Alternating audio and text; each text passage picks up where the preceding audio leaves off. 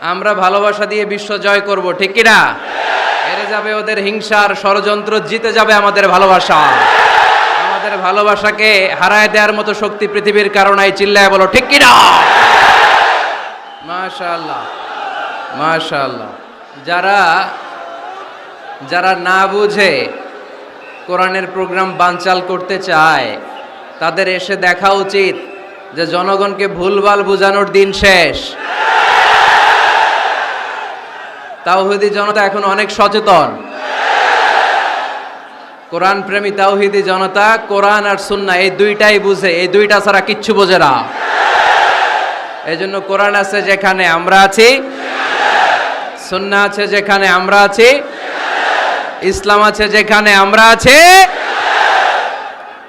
এই গণজোয়ার এটা কোরআনের পক্ষের গণজোয়ার, এই গণজোয়ার এটা ইসলামের পক্ষের গণজোয়ার, ঠিক কিনা?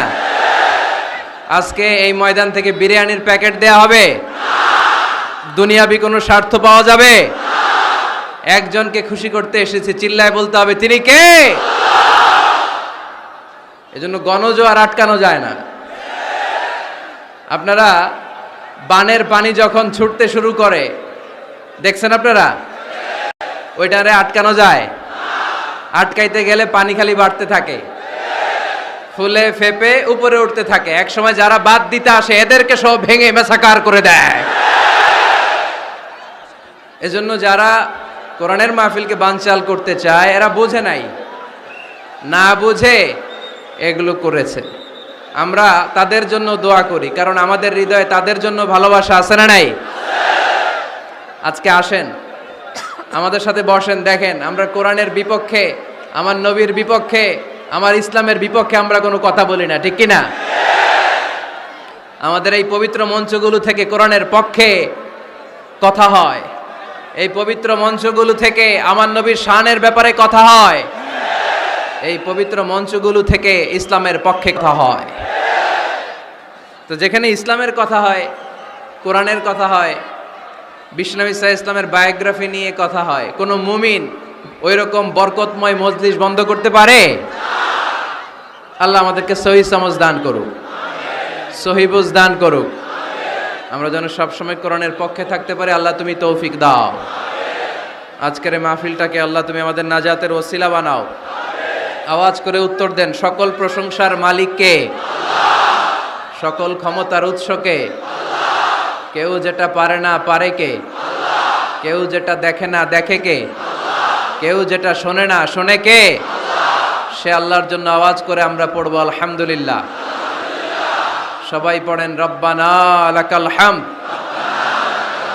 হামদান কাসীরান তাইয়িবান মুবারাকান ফীহি ইয়া রাব্বি লাকাল হামদু কামা ইয়ানবাগি লিজালালি ওয়াজহিকা ওয়া আযীমি সুলতানিকা লাকাল হামদু বিল ঈমান লাকাল হামদু বিল ইসলাম লাকাল হামদু বিল কোরআন। আমরা প্রশংসা করলাম কার? সব সময় প্রশংসা করব কার? আমরা যেন মনিবের, আমার রব্বে করিমের, আল্লাহ রব্বুল ইজ্জা ওয়াল জালালের প্রশংসা যেন বেশি বেশি করতে পারে। আল্লাহ তুমি তৌফিক দাও। আরো জোরে পড়েন আমিন। সময় সকাল 10টা থেকে দিয়ে রাখছেন, তো এদেরকে তো কষ্ট দিচ্ছেন আপনারা।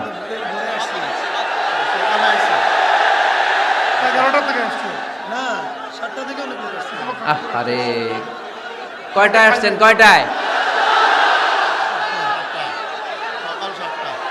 সকাল 7টায়, কেউ 8টায়, এরা একেবারে 7টার দিকে আসছে। ময়মনসিংহ থেকে ভাড়া করে আনছেন না এদেরকে? হ্যাঁ, ভাড়া করে আনা হয়েছে নাকি? একজনকে খুশি করার জন্য আমরা আসি, চিল্লায় বলতে হবে তিনি কে? আল্লাহ। আমার যে ভাইগুলো এই কষ্ট করে সকাল থেকে বসে আছে, আমরা এই ভাইদের জন্য দোয়া করি, আল্লাহ তাআলা আজকের এই মহামিলন মেলাকে কবুল করুক, এই প্রোগ্রামকে আমাদের নাজাতের ওসিলা বানাক। এখানে যেমনি একসাথে বসলাম, জান্নাতেও যেন একসাথে থাকতে পারে আল্লাহ তৌফিক দান করেন। আমাদের হাতে সময় খুব কম, সামনে এশার আজান, এই আজানের আগ পর্যন্ত আমরা কিছু কথা শুনবো ইনশাল্লাহ। পড়েন, আওয়াজ করা যাবে না। এখন আমি আওয়াজ শুনতে পাচ্ছি, আওয়াজ করা যাবে না। দেখেছি, সবাইকে রেখেছি, মাশাআল্লাহ। হ্যাঁ দেখলাম, হ্যাঁ শুরুতেই হাত নাড়িয়ে শুভেচ্ছা জানিয়েছি, বারবার করা যাবে না। দেখলাম সবাইকে, থামতে হবে এবার। মাশাআল্লাহ, ফেনের ছেলেরা অনেক ভদ্র। এত বড় গ্যাদারিং কিন্তু অল্পতেই থেমে গেছে। অন্যান্য জায়গায় অনেক চিৎকার চেঁচামেচি করতে হয়, আলহামদুলিল্লাহ একটা আওয়াজ হবে না।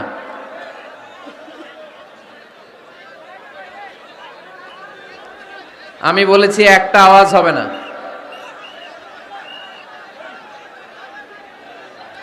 ওই যে আমি একটা আওয়াজ হবে না বলছি, ওরা দুইটা আওয়াজ করতেছে। আওয়াজ করবেন না, না, নো সাউন্ড। আজকে আমরা সূরাতুল হুজরাত থেকে কথা শুনবো। কোন সূরা থেকে? হুজরাত। সবাই বলেন হুজরাত। হুজরাত শব্দটা হুজরা শব্দের প্লুরাল, অর্থ হচ্ছে কামরা। মসজিদে ইমাম সাহেবের হুজরা আছে না নাই? ইমাম সাহেবের কামরা আছে না? আছে। তো আল্লাহ রাসূল সাল্লাল্লাহু আলাইহি সাল্লামের এরকম হুজরাখানা ছিল। এট এ টাইমে আল্লাহর হাবিব সাল্লাল্লাহু আলাইহি ইসলামের 9টা হুজরাখানা ছিল, যেখানে 9 জন বিবি বসবাস করতেন। কিছু বেদুইন লোকজন এসে কেমন করে বিশ্বনবী সাল্লাল্লাহু আলাইহি ইসলামের সাথে আচরণ করতে হবে এটা জানতো না। তাদের মধ্যে সভ্যতা ভব্যতার ছোঁয়া স্পর্শ লাগেনি। পরে আমরা নিজেরা নিজেদেরকে যেমনে ডাকি, তারাও এসে বিশ্বনবীকে এভাবে ডাকা শুরু করলো। কারণ নাম যদি হয় আব্দুল্লাহ, আব্দুল্লাহর বন্ধু তারা ডাকবে এই আব্দুল্লাহ। কারণ নাম যদি হয় করিম, তার বন্ধুটা ডাকে এই করিম। কারণ নাম যদি হয় আবু বকর, তার বন্ধুটা ডাকে এই আবু বকর। কিন্তু বিশ্বনবী সাল্লাল্লাহু আলাইহি ইসলামকে কি এই মুহাম্মদ এইভাবে ডাকা যাবে? না, ডাকা যাবে না। যদিও তিনি মানুষ, কিন্তু অসাধারণ মানুষ। যদিও তিনি নবী, তিনি মহানবী। তিনি সব নবীদের নবী, ঠিক কি না? As a father, as a teacher, as a commander, as a lawgiver, as a lawmaker, Muhammad is the superman of the world. সুবহানাল্লাহ পড়েন। আমার নবীর চাইতে শ্রেষ্ঠ কোনো মানুষ গোটা বিশ্বে দ্বিতীয়টা হতে পারে না। আমার নবীর চাইতে দ্য মোস্ট ট্রাস্টওয়ার্দি পার্সোনালিটি, বিশ্বস্ত মানুষ এই পৃথিবীতে হতে পারে না। সে কোন বন্ধু বলো বড় বিশ্বস্ত, সে কোন বন্ধু বলো বেশি বিশ্বস্ত, কার কাছে মন খুলে দেয়া যায়, কার কাছে প্রাণ খুলে দেয়া যায়, হওয়া যায় অতি আশ্বস্ত, তার নাম আহমদ বড় বিশ্বস্ত। সুবহানাল্লাহ পড়েন। আল্লাহ শিখাতে চাইলেন এই বেদুইন লোকেরা সাবধান, যাকে তোমরা ডাকছো তিনি সাধারণ মানুষ নন। তাকে ইয়া মুহাম্মদ উখরুজ ইলাইনা, এই মুহাম্মদ এই ঘর থেকে বের হয়ে আসো, এমন করে বেয়াদবের মতো ডাকা যাবে না। বিশ্বনবী সাল্লাল্লাহু আলাইহি ইসলামকে ডাকতে হবে ইয়া নবী আল্লাহ, ওনাকে ডাকতে হবে ইয়া রাসূল আল্লাহ, ওনাকে ডাকতে হবে ইয়া হাবিব আল্লাহ, ঠিক কিনা? শিষ্টাচার শিক্ষা দিলেন। আল্লাহ বুঝাতে চাইলেন তোমরা যদি অপেক্ষা করতে অনেক ভালো হতো। ওয়ালাউ আন্নাহুম সাবারু হাত্তা তাখরুজা ইলাইহিম লাকানা খায়রাল লাহুম। আল্লাহর হাবিব সাল্লাল্লাহু আলাইহি ইসলাম দুপুরের খাবার খেয়ে গড়াগড়ি করছিলেন। আল কাইলুলা, টসিং এন্ড টার্নিং, এপাশ ওপাশ করা। শীতকালে দুপুরের খাবার খেয়ে বিছানায় শুইলে আরাম আছে না নাই? এটাকে কাইলুলা বলে। আল্লাহর হাবিব সাল্লাল্লাহু আলাইহি ইসলাম যখন কাইলুলা করছিল, ঠিক তখন লোকগুলো ডাকতে আরম্ভ করলো ইয়া মুহাম্মদ উখরুজ ইলাইনা, এই মুহাম্মদ আসো। আল্লাহ বললেন খবরদার, আমার নবীকে এইভাবে ডাকা যাবে না, বরঞ্চ আমার নবীকে তোমরা ডাকবে ইয়া নবী আল্লাহ, ইয়া রাসূল আল্লাহ, ইয়া হাবিব আল্লাহ বলে সুবহানাল্লাহ পড়েন। আল্লাহর হাবিব সাল্লাল্লাহু আলাইহি ওয়াসাল্লাম যতক্ষণ না বের হয়ে আসে তোমাদের অপেক্ষা করা উচিত, সবর করা উচিত। আমরা অনেক সময় সবর করি না। ব্যাপার কি? আওয়াজ আবার বাড়তেছে কেন? এদিকে মাইকম্যান কই? মাইকম্যান এদিকে আসো তো, মাইকম্যান এদিকে আসো, আমার কাছে আসো। ভাই আওয়াজ করবেন না, এই আওয়াজ থামাতে থামাতেই এশার আজান হয়ে যাবে, আমি চলে যাব, আলোচনা শেষ, আমি চলে যাব। উপরে উঠাও একটু, উপরে, এদিকে এদিকে। আমি একটা কথা শুরু করলে এখানে চিৎকার চেঁচামেচি, আমি থামাবো, আবার শুরু করলে এটা হয় না। অল্প কয়েক মিনিট, লম্বা চোরা বক্তব্যের সুযোগও নাই। এশার আজান হবে একটু পরে, একটু উপরে উঠাও। আমি চাই পিন পতন নীরবতা। আরেকটু, আরেকটু, ব্যাস। আবার তো নিচে নেমে যায়। আওয়াজ করো না, আওয়াজ করো না ভাই, আওয়াজ করো না।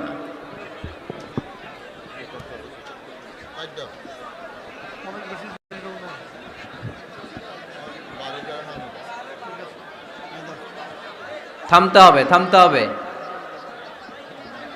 একজনও কথা বলবে না, একজনও না, নট এ সিঙ্গেল পারসন। হ্যাঁ ঠিক আছে, আবার কথা বলে, এটা ঠিক হয়ে গেছে। হ্যাঁ ঠিক আছে।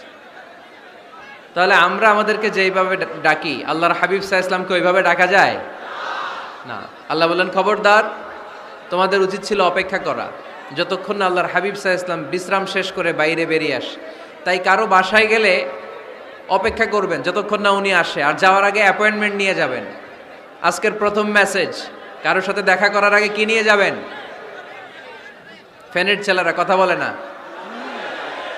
অ্যাপয়েন্টমেন্ট নিয়ে যেতে হবে। অনেকে খালি অস্থিরতা করে, চেয়ারম্যান সাহেবের বাড়িতে গেছে, সিগনেচার লাগবে, যেই অস্থির, আরে বেরোয় না কেন? চেয়ারম্যান সাহেব আসে না কেন? এতক্ষণ ধরে বসে আছে। এরকম বিরক্ত, খালি কমপ্লেইন করে, অভিযোগ করে, এরকম কিছু লোক আছে না নাই? খেয়াল রাখবেন, যারা ব্যর্থ, জীবনে ব্যর্থ, তারা সবসময় শুধু কমপ্লেইন করে, অভিযোগ, মানুষের কাছে অভিযোগ, আল্লাহর কাছে অভিযোগ, আমার এইটা নাই, ওইটা নাই, আল্লাহ আমার এইটা দাও নাই, ওইটা দাও নাই। আর সফল ব্যক্তিরা কখনো অভিযোগ করে না, খালি শুকরিয়া করে, ঠিক কিনা? Now the decision is yours, you want be successful or unsuccessful. আপনি সফল হতে চান না ব্যর্থ হতে চান? তাহলে সফল হলে সবসময় পড়তে হবে আলহামদুলিল্লাহ। কি করবেন? হুজুরের সাথে দেখা করতে গেছে, যে এই হুজুর আসে না কেন, কতক্ষণ ধরে বসে আছি। আরে হুজুরও মানুষ, হুজুরও অসুস্থ হয়, হুজুরেরও ফ্যামিলি আছে, হুজুরের ঘুমানো লাগে, হুজুর রোবট না। আমাদের যখন অ্যাপয়েন্টমেন্ট নেয়, মেপে দেয়, হুজুর এই তো সহজ, আপনি এটা করে আসবেন, এরপরে হেলিকপ্টার রেডি, এরপরে ওইটাতে যাবেন, ওইখান থেকে হেলিকপ্টার রেডি। আমি রোবট, হুজুর কি রোবট? হুজুর তো মানুষ না। এগুলো করবেন না, ধৈর্য ধরতে শিখুন, একটু স্থির হন। স্টপ, অনেক হয়েছে, আর না। অস্থির জীবন আমরা চাই না। এই কোরআন আমাদেরকে অস্থির সময়ে স্বস্তির বাণী শোনায়, ঠিক কিনা? কিসের বাণী শোনায়? স্বস্তির বাণী। কোন সময়ে? অস্থির সময়ে স্বস্তির বাণী শোনায় কোরআন, ঠিক কিনা? এজন্য আজকের প্রথম মেসেজ হচ্ছে, কারো বাসায় গেলে পারমিশন নিতে হবে। দরজার সামনে যেয়ে আগে সালাম দিবেন 3 বার। কয়বার? অনুমতি চাইবেন, অনুমতি দিলে ঢুকবেন, অনুমতি না দিলে বের হয়ে চলে আসবেন। পারা যাবে? এজন্য রব্বুল আলামিন বলেন, ইয়া আইয়ুহাল্লাযীনা আমানু লা তাদখুলু বুয়ুতান গায়রা বুয়ুতিকুম হাত্তা তাস্তানিসু ওয়া তুসাল্লিমু আলা আহলিহা যালিকুম খায়রুল লাকুম লাআল্লাকুম তাযাক্কারুন। সুবহানাল্লাহ পড়েন। আল্লাহ ডেকে বললেন, ও ঈমানদারেরা শোনো শোনো, তোমরা যখন অন্য কারো বাড়িতে যাবে, খবরদার অনুমতি না নিয়ে, সালাম না দিয়ে ঘরে ঢুকে যেও না। দরজার সামনে দাঁড়িয়ে থাকো, দরজার সামনে দাঁড়িয়ে দাঁড়িয়ে 3 বার অনুমতি চাও, তারপরে সালাম দাও। অনুমতি দিলে ঢুকবা, নচেত চলে যাবা। ঠিক কি না? এই আইনটা কার? ফেনীবাসী কি আইনটা মনে রাখতে পারবে? কারো বাসায় যাওয়ার আগে অ্যাপয়েন্টমেন্ট নিয়ে যাব, আর যে হুট করে দরজার ভিতরে ঢুকে যাব না, অপেক্ষা করব। You have to wait. তিনি আসতে বললে এরপরে ঢুকবো। মনে থাকবে? কারো ঘরে অনুমতি না নিয়ে ঢুকা কবিরা গুনাহ। কি গুনাহ? আমরা এগুলোর ইসলাম মনে করি না, আমরা ম্যানার জানি না, আমরা সোশ্যাল নর্মস জানি না। আমরা মনে করি নামাজ, রোজা, হজ, যাকাত, জিকির এগুলাই ইসলাম। ঠিক কিনা? ধরাবাঁধা ইসলাম হিন্দু ধর্মের মতো গদবাঁধা কোনো ধর্ম নয়। আমাদের মসজিদ এটা গির্জা, প্যাগোডা, সেনাগোগ আর গুরুদুয়ারার মতো যে কোনো আবাদতগাহ নয়। আমাদের মসজিদগুলো আমাদের সামাজিক ঐক্যের কেন্দ্রবিন্দু। আমাদের ইসলাম হচ্ছে আমাদের জীবন চালানোর মেথোডোলজি। কেমন করে এই লাইফটা সুন্দর হবে, স্মুথ হবে, তার সব নির্দেশনা কোরআনের ভেতরে আছে না নাই? এজন্য বিশ্বনবী বললেন, খবরদার কারো ঘরে যাওয়ার আগে সালাম দাও, পাশাপাশি অনুমতি চাও। এক সাহাবী দাঁড়িয়ে বললেন, ইয়া রাসূলুল্লাহ, ইয়া হাবিবাল্লাহ, আমার ঘরে আমরা কেবল 2 জন থাকি, 2টা ঘর। এক ঘরে থাকে আমার আম্মা, আরেক ঘরে থাকে আমি। আফাস্তাআযিনু আলা উম্মি, আমি কি আমার মায়ের ঘরে ঢোকার আগে অনুমতি নেওয়া লাগবে নাকি? নবী, হে, 2টা রুম আমার ঘরে, এক রুমে আমি, আরেক রুমে আমার মা। আফাস্তাআযিনু আলা উম্মি, আমার মায়ের ঘরে যাওয়ার আগে অনুমতি নেওয়া লাগবে? আনা খাদিমুহা, আমি তো তার খেদমত করি, মায়ের ঘরে যাইতে অনুমতি লাগবে? বিশ্বনবী বললেন, নাম ইস্তাযিন আলাইহা, হ্যাঁ অবশ্যই মায়ের ঘরে ঢোকার আগে অনুমতি নিয়ে ঢুকবা।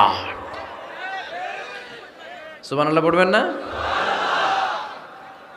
সাহাবী বললেন, ইয়া রাসূলুল্লাহ, তিনি তো আমার মা, অনুমতি লাগবে কেন? বিশ্বনবী বললেন, আতুহিব্বু আন তারাহা উরিয়ানাতান, ও সাহাবী, তুমি কি তোমার মাকে উলঙ্গ দেখতে পছন্দ করো নাকি? সাহাবী বললেন, না, কশ্চিনকালেও নয়, আমি কখনো আমার মারে উলঙ্গ অবস্থায় দেখতে পছন্দ করব না। বিশ্বনবী বললেন, তাহলে অবশ্যই অনুমতি নিয়ে ঢুকবা। যদি মারে উলঙ্গ দেখতে মনে না চায় তাহলে ঢুকবা, কারণ ঘরের ভিতরে কে কখন কোন পরিস্থিতিতে থাকে তার কোনো হিসাব আছে? এজন্য সালাম দিবেন, নক করবেন, অনুমতি চাইবেন, তখন নিজেকে নিজে ভিতরে যারা আছে, মহিলা হোক পুরুষ হোক, সামলে নিবে, গুছিয়ে নিবে, তারপরে আপনাকে ঢুকার ব্যবস্থা করে দিবে। ঠিক কিনা? তাহলে মায়ের ঘরে ঢুকতে হলে যদি অনুমতি লাগে, তাহলে বোনের ঘরে ঢোকার আগে অনুমতির দরকার আছে না নাই? আমার পাশের ঘর হচ্ছে আমার ভাইয়ের ঘর, ভাইয়ের ঘরে ঢোকার আগে অনুমতির দরকার আছে না নাই? কাজিন, চাচাতো বোন, খালাতো বোন, চাচাতো ভাই, খালাতো ভাই, পাশের ঘরের ভাবি, পাশের বাড়ির মানুষ, এদের ঘরে ঢোকার আগে অনুমতির প্রয়োজন আছে না নাই? খবরদার, খবরদার, এটা কবিরা গুনাহ। This is my first message to the people of Feni tonight. আজ রাতে ফেনীবাসীদের কাছে আমার প্রথম মেসেজ হচ্ছে, কারো ঘরে যাওয়ার আগে অ্যাপয়েন্টমেন্ট নিয়ে যাব। কখন তার সাথে দেখা করব, আগে অ্যাপয়েন্টমেন্ট নিয়ে যাব, তারপরে যে দরজার বাইরে দাঁড়িয়ে পারমিশন চাইবো, মানে অনুমতি নিব, তারপরে সালাম দিব, এরপরে ঘরে ঢুকবো। পারা যাবে? ইনশাল্লাহ পড়তে পারবেন না আওয়াজ করে? আজকে আলোচনার বিষয় হচ্ছে সূরাতুল হুজুরাত। সূরার নাম কি? হুজুরাত। এটা মাদানী সূরা। কি সূরা? এটা কোরআনের 49 নম্বর সূরা। কত নম্বর সূরা? এই সূরায় মোট আয়াত আছে 18টি। কয়টি? এবার আমি প্রশ্ন করব, উত্তর দেন। এই সূরায় মোট আয়াত সংখ্যা কয়টি? 18টি। এটি কোরআনের কততম সূরা? 49তম সূরা। আর সূরাটা মাক্কি সূরা। কি সূরা? মাদানী সূরা। এই সূরাটাকে বলা হয় সামাজিক রীতিনীতির সূরা। সোশ্যাল নর্মস শেখানো হয়েছে এই সূরায়। কেমন করে সমাজের শান্তি, শৃঙ্খলার ভারসাম্য অক্ষুণ্ণ থাকবে সে ব্যাপারে এই সূরাতে আল্লাহ তাআলা কিছু দিক নির্দেশনা দিয়েছেন। আমাদের সমাজের ভারসাম্য ঠিক নাই, শান্তি নাই, সুশৃঙ্খলা নাই, শুধু মারামারি, জিঘাংসা, কিলাকিলি, হিংসা, বিদ্বেষ, বিশৃঙ্খলা। এই হিংসা, বিদ্বেষ, বিশৃঙ্খলা, মারামারির বিপরীতে সমাজের সাম্য, ভ্রাতৃত্ব, ভালোবাসা, সুশৃঙ্খলা আর ভারসাম্য কিভাবে অক্ষুণ্ণ রাখা যায় সেজন্য আল্লাহ তাআলা এই সূরার ভেতরে 10টা গাইডলাইন দিয়েছেন। কয়টা? সবাই বলতে হবে, কয়টা? 10টা। প্রথম গাইডলাইন হচ্ছে আল্লাহ তাআলা বলছেন, খবরদার যারা বিশ্বাসী বলে নিজেদেরকে দাবি করো, আল্লাহ আল্লাহর রাসূলের নিয়মের বা আইনের উপর দিয়ে টপকে যেও না। আল্লাহ আল্লাহ রাসূল যেটা বলেছে এটাই ফাইনাল, ঠিক কি না? রব্বুল আলামিন বলেন, ইয়া আইয়ুহাল্লাযীনা আমানু লা তুকদ্দিমু বাইনা ইয়াদাইল্লাহি ওয়া রাসূলিহি ওয়াত্তাকুল্লাহ ইন্নাল্লাহা সামিউন আলীম। পড়েন সুবহানাল্লাহ। আল্লাহ বললেন, যারা বিশ্বাসী বলে দাবি করো, খবরদার আল্লাহর দেয়া বিধান আর আমার নবীর দেয়া বিধান, এই বিধানগুলাই ফাইনাল। এই ফাইনাল কথার পরে মুমিনের কোনো কথা থাকতে পারে? আল্লাহ যেটা বলেছে, আল্লাহ রাসূল যেটা বলেছে সেটাই ফাইনাল। আওয়াজ করে বলতে হবে, সেটা কি? এটা ফাইনাল। এরপর আর নতুন কোনো কথা নাই। যখনই বলা হবে আল্লাহ বলেছে, রাসূল বলেছে, আমরা বলবো আমান্না সামি'না ওয়া আতা'না, আমরা শুনলাম, মানলাম, বিশ্বাস করলাম, আমাদের পক্ষ থেকে আর দ্বিতীয় কোনো কথা নাই, ঠিক কি না? এজন্য আল্লাহ বললেন, খবরদার আমি আর আমার রাসূল যেটা দিয়েছি সেটাই ফাইনাল। অতিরিক্ত বুঝতে যেও না, ওভার স্মার্ট সাজতে চেও না, আমি আল্লাহর দেয়া নবীর দেয়া বিধানের সামনে অ্যাডভান্স হতে যেও না, কারণ আমি আল্লাহ আর আমার রাসূল যেই নিয়ম দিয়েছি সেটাই ফাইনাল, সেটাতেই বরকত। কোন মুমিন বান্দাবান্দীদের কাছে যখন আল্লাহ আর আল্লাহর রাসূলের কথা বলা হয়, তাদের কাছে এটাই ফাইনাল, ঠিক কি না? ওমা কানা লিমুমিনিন ওয়ালা মুমিনাতিন ইযা খাদাল্লাহু ওয়া রাসূলুহু আমরান আইয়াকুনা লাহুমুল খিয়ারাতু মিন আমরিহিম। মুমিন নরনারীর কাছে যখন বলা হবে এটা আল্লাহর কথা, আল্লাহর রাসূলের কথা, এটাই ফাইনাল। এরপরে মুমিনের আর নতুন কোনো চয়েস থাকতে পারে না। আল্লাহ বলেছে 5 ওয়াক্ত সালাত জামাতের সাথে আদায় করো, এটাই ফাইনাল, ঠিক কি না? আল্লাহ বলেছেন চুরি করলে চোরের হাত কেটে দাও। বিশ্বনবী জীবদ্দশায় চোরের হাত কেটে দেখিয়ে দিয়েছেন, চুরি করলে হাত কেটে দাও, এটাই ফাইনাল, ঠিক কি না? আল্লাহ নিয়ম জারি করেছেন, ও নারীরা পর্দা করে ঘর থেকে বের হও, এর উপরে কোনো কথা নাই, জোরে বলেন ঠিক কি না? আল্লাহ আইন করে দিয়েছেন রমাদানের 29 দিন কিংবা 30 দিন রোজা রাখবা, এটাই ফাইনাল, এরপরে কোনো কথা নাই, জোরে বলেন ঠিক কি না? যারা সম্পদশালী হয়েছো, বছরান্তে 2.5% যাকাত দিবা, বিধানটা কার? এটাই ফাইনাল, এরপরে কোনো কথা আছে? তার মানে আল্লাহ আল্লাহ রাসূল যেটা দিয়েছে এটাই ফাইনাল, এটাই সর্বোৎকৃষ্ট, এর চেয়ে উৎকৃষ্ট আর ভালো হতে পারে না, এটাই শ্রেষ্ঠ। এক সাহাবী বলল, আসুমুদ্দাহার, আমি সারা বছর রোজা রাখবো, রোজা ভাঙবো না। আরেক সাহাবী বলল, আ'তাজিলুন নিসা, আমি আমার বউয়ের কাছে যাব না, আজীবন বৈরাগ্য জীবন যাপন করব। আরেক সাহাবী বলল, উসল্লিল লাইলা কুল্লাহ, সারা রাত তাহাজ্জুদ পড়বো, ঘুমাবো না। এই কথা শুনে বিশ্বনবী রেগে গেলেন। বিশ্বনবী বললেন, কে কে বলেছে এই কথা যে সারা বছর রোজা রাখবে, সারা রাত তাহাজ্জুদ পড়বে, স্ত্রীর কাছে যাবে না? ইন্নী আখশাকুম লিল্লাহি ওয়া আতকাকুম লাহু, নিশ্চয় আমি তোমাদের চাইতে আল্লাহকে বেশি ভয় করি। আমি বিশ্বনবী সবচেয়ে বড় মুত্তাকি, আমি বিশ্বনবী সবচেয়ে বড় বুজুর্গ, আমি বিশ্বনবী সবচেয়ে বড় আল্লাহওয়ালা। তো আমি এত বড় আল্লাহওয়ালা হয়ে আমি 11 জন স্ত্রী রেখেছি, আমি এত বড় আল্লাহওয়ালা হয়ে রাতে তাহাজ্জুদও পড়ি, আবার কিছু অংশ ঘুমাই। আমি এত বড় আল্লাহওয়ালা হয়ে বছরে কিছু সময় রোজা রাখি, মাঝে মাঝে রাখি না। তো আমি ব্যালেন্স করে জীবন ধারণের পরে আমার আল্লাহওয়ালাগিরিতে কোনো সমস্যা হয় নাই, আমার নবী হতে সমস্যা হয় নাই। তোমাদের সমস্যা হলো কেন? তোমরা কোত্থেকে এটা শিখেছো? আমি বিশ্বনবী যেটা শিখিয়েছি এটাই ফাইনাল, এর চেয়ে শ্রেষ্ঠ কোনো কাজ আর হতে পারে না। চিল্লায় বলেন ঠিক কি না? ফজরের ফরজ নামাজ কয় রাকাত? আওয়াজ করে বলেন। বিধানটা কার? আপনি যদি বলেন আমি একটু বাড়ায় পড়বো, 3 রাকাত পড়বো, সওয়াব বেশি হবে না? কারণ আপনি অ্যাডভান্স হয়েছেন। লা তুকদ্দিমু বাইনা ইয়াদাইল্লাহি ওয়া রাসূলিহি, খবরদার আল্লাহ আল্লাহ রাসূলের উপর অ্যাডভান্স হয়েও না। রমাদানের রোজা 30টা, আপনি যদি বলেন 35টা রাখবো, ফেনীর ভাইয়েরা, রমজানের পরে আরো 5টা যদি একাধারে রাখেন, রমজান মনে করে আল্লাহ কবুল করবে? কবুল করবে? তার মানে আল্লাহ আল্লাহ রাসূল যেটা বলেছে এটাই ফাইনাল। এর চেয়ে বেশি কিছু আর ইবাদত করা যাবে, এর চেয়ে শ্রেষ্ঠ ইবাদত হতে পারে না। বিষ্ণু ইসা ইসলাম বললেন, সারা রাত তাহাজ্জুদ পড়লে এটা শ্রেষ্ঠ ইবাদত নয়, বরং রাতের কিছু অংশ ঘুমাবা, কিছু অংশ তাহাজ্জুদ পড়বা। আইয়ামুল বীজের রোজা রাখবা, সোম আর বৃহস্পতিবার রোজা রাখবা, আরাফার রোজা রাখবা, আশুরার রোজা রাখবা, শাওয়ালের 6 রোজা রাখবা। এর চেয়েও বেশি রাখতে চাইলে একদিন রোজা রাখবা, আরেকদিন রাখবা না, একদিন রাখবা, আরেকদিন রাখবা না। এর চেয়ে ভালো রোজার হতে পারে? হতে পারে না। আল্লাহর হাবিব সাল্লাল্লাহু আলাইহি ওয়াসাল্লাম বললেন, সেই শ্রেষ্ঠ যে স্ত্রীদের সাথেও মেলামেশা করে আবার ইবাদতও করে। ইসলামের মধ্যে ভারসাম্য আছে না নাই? তাহলে বোঝা গেল আল্লাহর হাবিব সাল্লাল্লাহু আলাইহি ওয়াসাল্লাম আল্লাহর সবচেয়ে কাছের, তিনি সবচেয়ে বড় মুত্তাকি।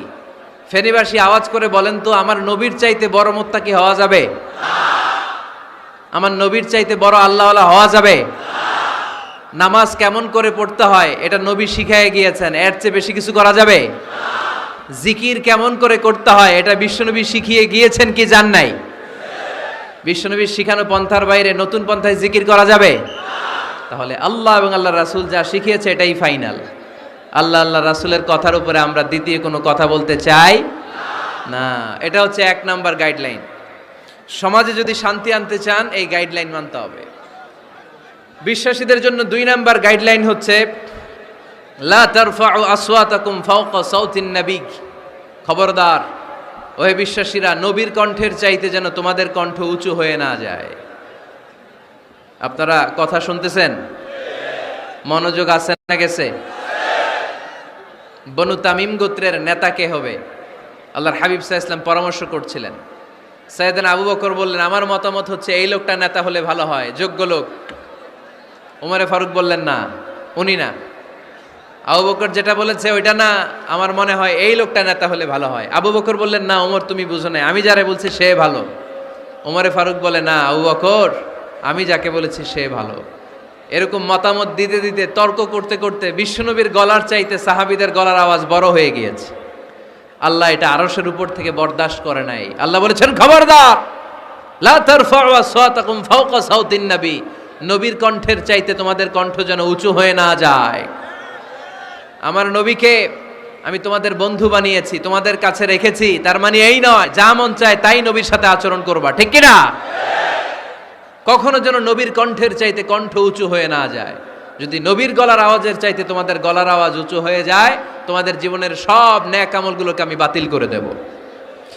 আল্লাহ ধমক দিয়ে বললেন, খবরদার, ইয়া আইয়ুহাল্লাযীনা আমানু লা তারফাউ আসওয়াতাকুম ফাওকা সাউতিন নবী ولا تجهروا له بالقول كجهر بعضكم لبعض أن تحبط أعمالكم وأنتم لا تشعرون পড়েন সুবহানাল্লাহ। আল্লাহ বললেন, খবরদার, আমার নবীর কণ্ঠের চাইতে যেন তোমাদের কণ্ঠ উঁচু হয়ে না যায়। আমার হাবিবের কণ্ঠের চাইতে তোমাদের কণ্ঠ যদি উঁচু হয়ে যায়, বেয়াদবি হয়ে যাবে, ফলে তোমাদের সব নেক আমল বাতিল করে দিবে কে? এই আয়াত নাজিল হওয়ার পরে সাহাবারা কেউ বিশ্বনবীর সামনে এসে বড় গলায় কথা বলে না, আস্তে আস্তে বলে। কেমনে বলে? ওমরে ফারুক এই আয়াত শুনে এত ভয় পেলেন, তিনি বিশ্বনবীর কাছে কোনো কথা নিয়ে আসলে ফিস ফিস করে বলতেন। বিশ্বনবী শুনতে পেতেন না, বলতেন, এই ওমর কি বলছো, বুঝি নাই, জোরে বলো। ওমরে ফারুক সাউন্ড বাড়িয়ে জোরে বলতেন। বিশ্বনবী বলতেন, এই কি বলেছো, এদিকে আসো, জোরে বলো, আমি শুনতে পাচ্ছি না, ওমর আরো জোরে বলো। ওমরে ফারুক আবার একটু সাউন্ড বাড়িয়ে আবার বলতে আরম্ভ করতেন। বিশ্বনবী বলতেন, আমি শুনতে পাচ্ছি না, জোরে বলো। সুবহানাল্লাহ পড়েন। ভয়ে আন তাহবাতা আমালুকুম ওয়া আনতুম লা তাশউরুন। খবরদার, নবীর কণ্ঠের চাইতে যদি কণ্ঠ উঁচু হয়ে যায়, সব নেক আমল বাতিল করে দিবে কে? আপনারা যারা হজ উমরা করেছেন, হজ আর উমরা করতে পেরেছেন কারা কারা দেখি? মাশাআল্লাহ। যারা করতে পারি নাই আমরা, আমাদেরকেও যেন আল্লাহ তাআলা তৌফিক দান করে, আমরা পড়ি আমিন। আমরা যেন কাবার চারপাশে তাওয়াফ করতে পারি, সাফা মারওয়ায় যেন সাই করতে পারি, আল্লাহর হাবিব সাল্লাল্লাহু আলাইহি ওয়াসাল্লামের কবরের সামনে দাঁড়িয়ে যেন আমরা সালাতু সালাম পাঠ করতে পারি। আওয়াজ করে পড়তে হবে আমিন। বিশ্বনবী সাল্লাল্লাহু আলাইহি ওয়াসাল্লামের কবরের উপরে এই আয়াতটা লেখা, যে আয়াত নিয়ে আমি এখন আপনাদের সামনে আলোচনা করছি। লা তারফাউ আসওয়াতাকুম ফাওকা সাওতিন নবী। দেখছেন না হাজী সাহেবরা, দেখে আসছেন না? আপনি যখন মসজিদে নববীতে নামাজ পড়বেন, আল্লাহর হাবিব সাল্লাল্লাহু আলাইহি ওয়াসাল্লামের কবর জিয়ারতের জন্য যখন রওনা হবেন, সর্বপ্রথম বাম দিকে পড়বে রাউদাতুম মিন রিয়াদিল জান্নাহ। এই জায়গাটা হলো দুনিয়ার বুকে জান্নাতের বাগান সমূহ থেকে একটা বাগান। আপনি হাঁটতে থাকবেন, হাঁটতে হাঁটতে রাউজাতুম মিন রিয়াদিল জান্নাহ পার হওয়ার পরে বাম দিকে পড়বে বিশ্বনবীর কবর। বিশ্বনবীর কবরের সামনে দাঁড়িয়ে কোনো উম্মত সহ্য করতে পারে নাকি? ধৈর্য ধারণ করতে পারে নাকি? আজীবন যেই নবীর কথা শুনলাম, আজীবন যেই নবীর হাদিস চর্চা করলাম, আজীবন যেই নবীর ভালোবাসা হৃদয়ের মধ্যে ধারণ করলাম, ওই নবী নাকি এই জায়গায় শোয়া, ওই নবী নাকি এখানে শুয়ে আছে, এটা কল্পনা করলে কোনো উম্মত ধৈর্য ধারণ করতে পারে? কলিজাটা ছিঁড়ে খান খান হয়ে যায়, চিৎকার দিয়ে নবীরে ডাক দিতে মনে চায়। কিন্তু আল্লাহ বলেছেন খবরদার, কবরের উপরে এই আয়াতটা লেখা, লা তারফাউ আসওয়াতাকুম ফাওকা সাওতিন নবী। খবরদার, এটা নবীর দরবার, এখানে বড় গলায় চিৎকার চেঁচামেচি করে কোনো আওয়াজ করা যায় না। চিল্লায় বলেন ঠিক কি না? এজন্য আল্লাহ বললেন লা তারফাউ আসওয়াতাকুম ফাওকা সাওতিন নবী। খবরদার, নবীর কণ্ঠের চাইতে যেন কণ্ঠ উঁচু হয়ে না যায়। এই আয়াতের হুকুম আল্লাহর হাবিব সাল্লাল্লাহু আলাইহি ওয়াসাল্লামের জীবদ্দশা অবস্থায় যেমন ছিল, ঠিক এখনো এটারে বলবৎ রেখেছে কে? তাই ওইখানে আল্লাহর হাবিব সাল্লাল্লাহু আলাইহি ওয়াসাল্লামের কবরের সামনে বুক ফেটে কান্না আসে, আমার নবী, আমার পেয়ারা নবী এখানে, পেয়ারা রাসূল শুয়ে আছে, এটা জেনেও আমি চিৎকার দিতে পারি না, আমি হই হুল্লোড় করতে পারি না, আমি লাফাতে পারি না, আমি শুধু চোখের পানি ছেড়ে আমার নবীরে সালাম পাঠাতে পারি। ঠিক কিনা? এই আয়াতের হুকুম শুধু নবীর ক্ষেত্রেই প্রযোজ্য নয়, আব্বা আম্মার ক্ষেত্রেও প্রযোজ্য। আব্বা আম্মার সামনে দাঁড়িয়ে বড় গলায় কথা বলা যাবে? উস্তাদ আল আসাতেজা যারা আমাদেরকে শিখিয়েছেন, তাদের সামনে বড় গলায় কথা বলা যাবে না।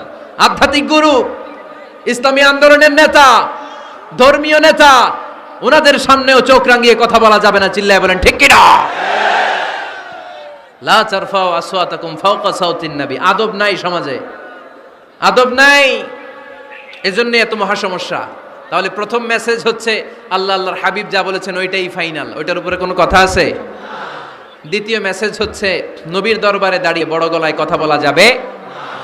3 নম্বরে আল্লাহ বললেন, ইয়া আইয়ুহাল্লাযীনা আমানু ইন জাআকুম ফাসিকুম বিনাবাইন ফাতাবায়ানু। ও বিশ্বাসীরা, ও ঈমানদার বান্দারা, তোমাদের সামনে যদি কোনো পাপাচারী, কোনো ফাসেক যদি কোনো খবর নিয়ে আসে, খবরটা বিশ্বাস করার আগে যাচাই করে নিও। ফাতাবায়ানু ইয়ানি ফাতাসাব্বাতু আন সিহহাতিল খবর। খবরটা সহি কিনা যাচাই করার দরকার আছে না নাই? ইযা জাআকুম ইন জাআকুম ফাসিকুম বিনাবাইন ফাতাবায়ানু। ফেনীবাসী মনোযোগ দিয়ে শুনেন, কেউ যদি কোনো তথ্য নিয়ে আসে, খবর নিয়ে আসে, শুনেই হুট করে বিশ্বাস করা যাবে না। ফেসবুকে প্রায় বিভিন্ন ফেক নিউজ আছে না নাই? রুমর, গুজব আছে না নাই? আমি তখন মালয়েশিয়া, হঠাৎ করে দেখলাম নিউজের মধ্যে অনেকে স্ট্যাটাস দিতে শুরু করেছে যে পেঁয়াজের মতো লবণেরও দাম বেড়ে গেছে। এটা কি সত্য নিউজ না গুজব? জোরে বলেন। গুজব। আসলে কি লবণের দাম বাড়ছিল? বাড়ে নাই, কিন্তু না জেনেই অনেকে শেয়ার দিছে। এজন্য ফেসবুকে কোনো নিউজ যদি আপনি দেখতে পান, শুনতে পান, verify, justify the news whether it's true or wrong. Check, make a cross check and double check regarding the authenticity of the report. এই রিপোর্টটা সঠিক কিনা ভেরিফাই করবেন আগে, তারপরে শেয়ার মারবেন। অনেকে আছে সিলে কান নিয়ে গেছে, শুই না সিলের পিছনে দৌড়। আগে কি সিলের পিছনে দৌড়াবেন নাকি কানে হাত দিবেন? নিউজ একটা দেখলেই শেয়ার দেয়া যাবে? কি করবেন? যাচাই করবেন। You have to cross check, you have to justify the news, you have to verify the news.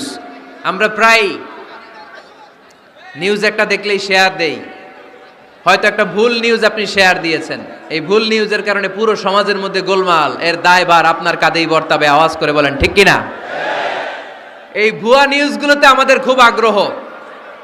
Facebook নিজের মন মতো ব্যবহার করা যাবে না। প্রায় ফেসবুকে অনেক রুমর পাবেন, গুজব, অনেক স্ক্যান্ডাল, অমুক নেতার গোপন ভিডিও ফাঁস। তো অমুক নেতার গোপন ভিডিও ফাঁস, তোর কি হয়েছে? তোর সমস্যা কি? ওইটা তোর শেয়ার দেয়া লাগবে কেন? চিল্লায় বলেন ঠিক কিনা? মানুষের দোষ আমরা গোপন করতে পারি না। মান সাতারা মুসলিমান সাতারাহুল্লাহু ফিদ দুনিয়া ওয়াল আখিরা। যে অন্যের দোষ দেখে গোপন রাখে, তার দোষগুলো গোপন রাখবে কে? আল্লাহ। ওমান কাশাফা মুসলিমান কাশাফাহুল্লাহু ফিদ দুনিয়া ওয়াল আখিরা। যে অন্যের গোপন বিষয় প্রকাশ করে দেয়, ওর গোমরও কিয়ামতের ময়দানে ফাঁস করে দিবে কে? আপনি 10 জনের সামনে অন্যের গোপন বিষয় ফাঁস করবেন, আল্লাহ লাখো মানুষের সামনে আপনার ল্যাংটা করে ছেড়ে দিবে। লক্ষ মানুষের সামনে আপনার গোমর ফাঁস করে দিবে। এজন্য খবরদার, অন্যের পিছনে লেগে থাকেন না, অন্যের দোষ খুঁজেন না, দোষ খুঁজবেন নিজের। ইন জাআকুম ফাসিকুম বিনাবাইন ফাতাবায়ানু। মুমিন কোনো তথ্য, কোনো সংবাদ, কোনো রিপোর্ট কিংবা নিউজ শুনলেই বিশ্বাস করে না। মুমিন আগে এটাকে যাচাই করে, বাছাই করে, জাস্টিফাই করে, ভেরিফাই করে, তারপরে সে বিশ্বাস করে। ঠিক কি না? আল্লাহর হাবিব সাল্লাল্লাহু আলাইহি ওয়াসাল্লাম বনুল মুস্তালিকের যুদ্ধে জয়লাভ করলেন। হারিস ইবনে মিরার বনুল মুস্তালিকের নেতা। শুনতেছেন আপনারা? কষ্ট হচ্ছে? আচ্ছা।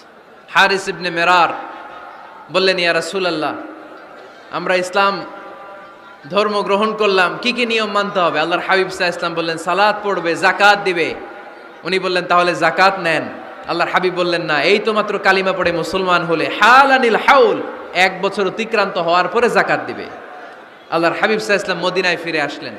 1 বছর পর আল ওয়ালিদ ইবনে উকবা রাদিয়াল্লাহু তাআলা আনহুকে পাঠালেন, যাও বনুল মুস্তালিকের 1 বছর পূর্ণ হয়েছে, যাকাতের সম্পদ নিয়ে আস। এইদিকে হারিস ইবনে মিরার যাকাতের সম্পদ নিয়ে, সৈন্যবাহিনী নিয়ে, নবীর দূত আসবে যাকাত কালেকশনের জন্য, ওনার জন্য মেহমানদারিতে কোনো ঘাটতি না হয়, ওয়েল রিসিপশন দেওয়ার জন্য এলাকা থেকে বের হয়ে মরুভূমির সামনে দলবল নিয়ে দাঁড়িয়ে। ওয়ালিদ ইবনে উকবা যখন যাকাতের সম্পদ কালেক্ট করার জন্য বনুল মুস্তালিকের ওদিকে যেতে শুরু করেছে, এলাকায় ঢোকার আগেই দেখে বনুল মুস্তালিকের লোকেরা ঘোড়সাওয়ার বাহিনী দাঁড়ায় আছে। এই দৃশ্য দেখে ওয়ালিদ ইবনে উকবা মনে করেছে বনুল মুস্তালিক মনে হয় তাকে হত্যা করার জন্য দাঁড়িয়ে রয়েছে। আসলে কি হত্যার জন্য দাঁড়ায় আছে?